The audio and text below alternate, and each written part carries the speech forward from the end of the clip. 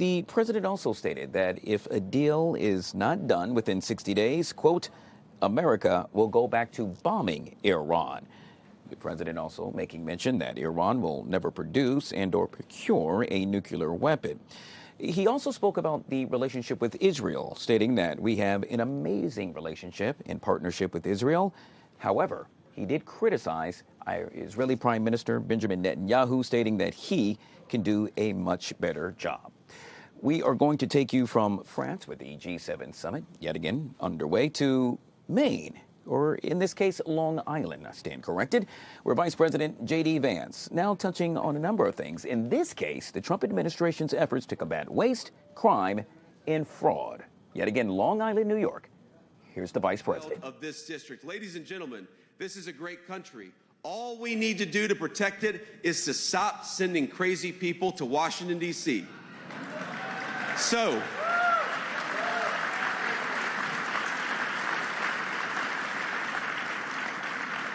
from one vice president to the people of the New York's 3rd Congressional District, what I'm asking you is to kick crazy Tom Suozzi the hell out of Washington. Send us somebody we can work with, and Mike LaPetri. Thank you all. It's great to be with you. Detroit auto worker, let me thank you for your time. You work a 40-hour week.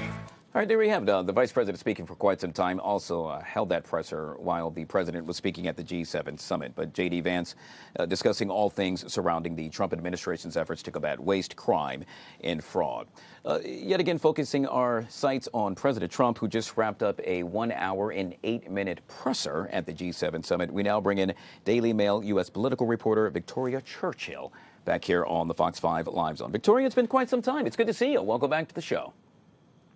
Always great to be back with you, Guy. All right, so you heard me make mention of how long that presser happened to be with President Trump. Some 1 hour and 8 minutes is what I clocked. The president touching on a number of things. He started by stating that a new group of leaders happened to be in place in Iran, a group that are far less radicalized. And as a result, well, a deal has now been struck. However, the president was somewhat reluctant to say that they would not go back on that deal, they being Iran. What say you, Victoria?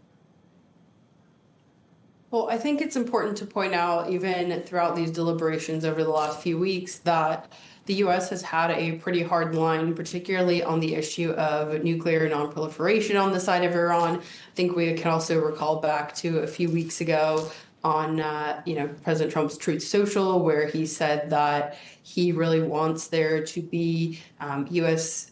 control, and he was willing to send in U.S. troops to kind of make sure that there was absolutely no nuclear material in Iran. So there's been different texts of this MOU floating around. The White House has refuted some media reports about what that potential MOU may contain, but I think it's pretty clear that the topic of nuclear nonproliferation is going to be a highlight of whatever that end deal is going to be.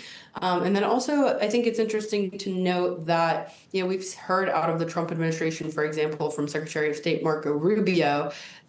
He was pressed on Capitol Hill just a few weeks ago about the process and how long it's taken to get to a deal with Iran. And he said that a large part of that was due to a mistrust of Iranian leaders kind of within their own ranks. And so, he was kind of talking about just how the internal system of governance works in Iran and how it's really far from anything that, we as Westerners, as Americans would even recognize.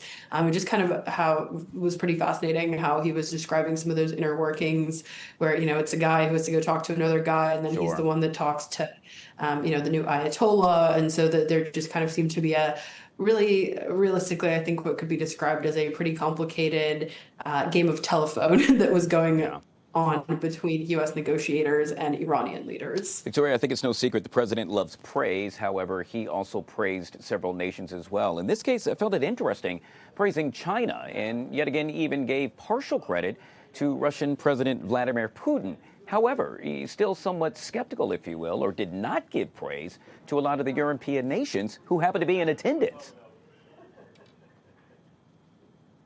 Well, I think we heard this from the president himself, right? When he walked in that meeting, he was late. He walked in and he goes, "I'm the boss." And I think that's exactly how he views himself with a lot of the nations that he is meeting with this week at the G7, and then as well as kind of the other nations that have been invited to the table there as well.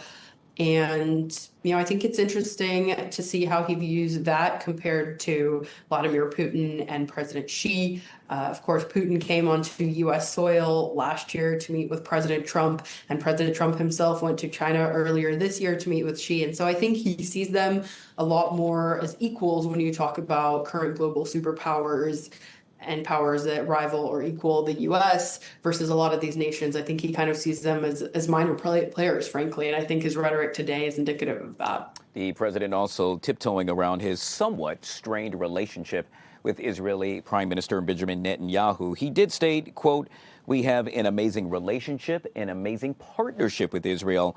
But he also stated that Israel could do a much better job handling Hezbollah. As he put it, well, perhaps you do not need to blow up an entire building. I'm curious, your thoughts on that? Well, again, I think it's pretty apparent that this has been a point of contention between President Trump and Prime Minister Netanyahu over the last few weeks. I've reported particularly some of these weekend clashes where, he's had some not as kind words.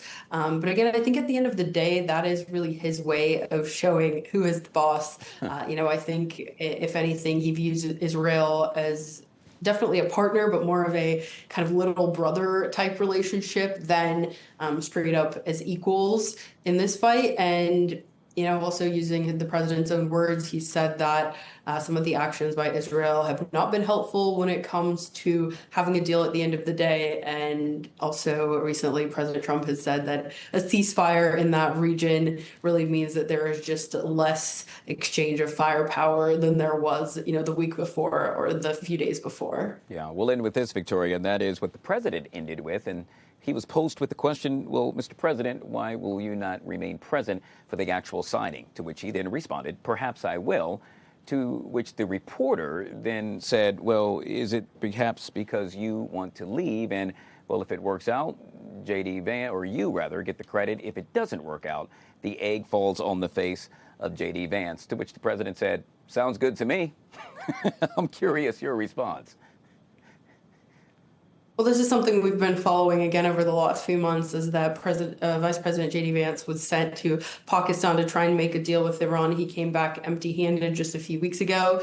And so I think that Trump is willing to put the blame on Vice President Vance for things not working out, because we've seen him do it in the past, kind of while at the same time he seems to be isolating his Secretary of State, Marco Rubio, from a lot of that blame and being willing to let JD take the blame in those circumstances. All right. Well, yet again, the president wrapped up that presser some 1 hour and 8 minutes later. It's to our understanding he's now having dinner with French President Macron. We've been speaking with Victoria Churchill, Daily Mail U.S. political reporter. Always good to see you, Victoria, back here on the Fox 5 Live Zone. Make it a great day.